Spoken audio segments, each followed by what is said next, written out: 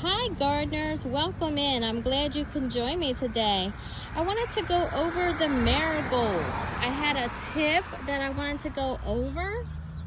Just wanted to show you some of the marigolds here that I have planted with the other flowers that I did with my landscaping.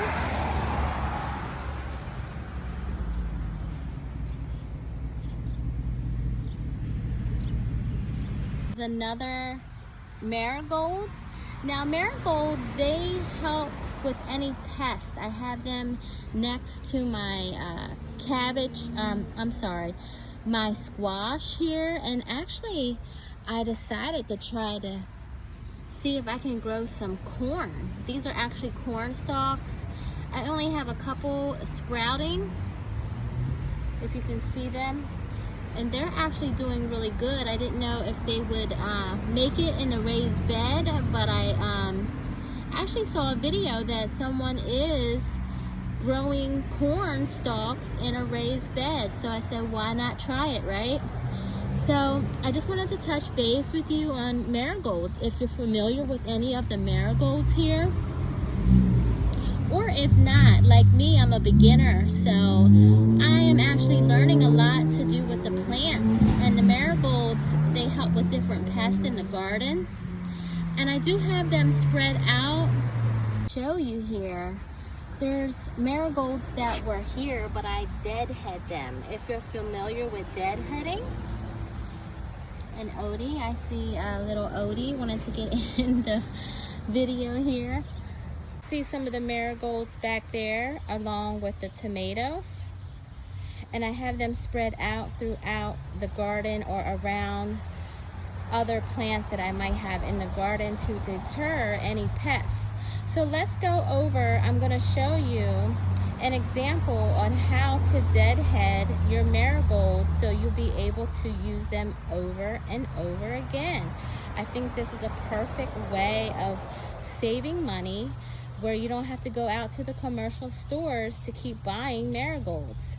So let's go over. Give you a little tip on marigolds. I don't know how familiar you all are, but for the ones that aren't too familiar and would like to know about the marigold, so what I discovered, because I'm a beginner gardener as well, and I like different plants also, not just with vegetable gardening. I like planting other things in the yard. So the reason why I selected the marigold is I was doing some research one day, because I noticed that out in my yard, in the vegetables and even on some of my plants out in the main yard here, they were having insects, and I was trying to research on what can deter these bugs away from the particular plants that I was seeing it on.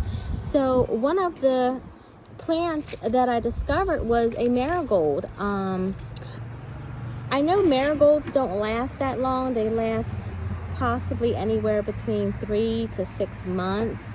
They do like a lot of full sun. They also like to be watered, and so that was also a concern, because having a garden is a lot of work. Even if it's a small garden, you have to always be on top of it, and just go out every day and water your crops if they need to, or maybe make some adjustments with different things that's going on in your garden. But the marigold will help in deterring any types of insects in your vegetable garden or in your plants. So I found some marigolds, and what I found out, and I didn't even know it myself, and I just wanted to share this with you all, is that when your marigold turns, like, it looks like it's dead to me. I just cut these off outside on the ones that I had in the ground out front in my yard, and it looks like it's dead, but the actual plant looks still healthy. It looks green, it looks alive. But what I was told is you would take the marigold, you would cut this off before the first leaves on the stem, and you would cut this off. It's called deadheading. And what you do is you would open, you can either take the top of the flowers off, so you can kind of just rip them off at the top if you would like, but what you need to do is open it from one of the sides, this flower, and inside there's seeds. So what you see here, if you can see it on the camera here, it's like a brownish blackish color, and then there's some like a greenish, it could be like beige color. So you would need to take these out of the actual flower, as I'm doing right now. See how I'm removing it?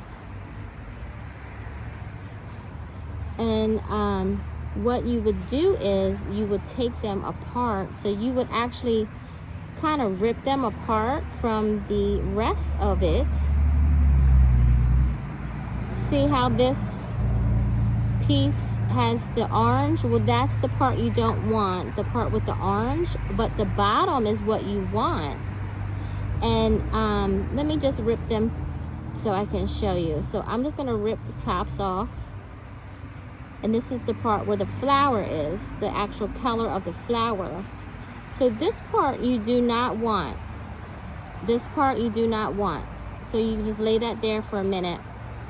But the part that you do want, I don't know if you can see it in my hand, is the bottom part of that. It's actually a stem, or I'm sorry, it's actually a seed.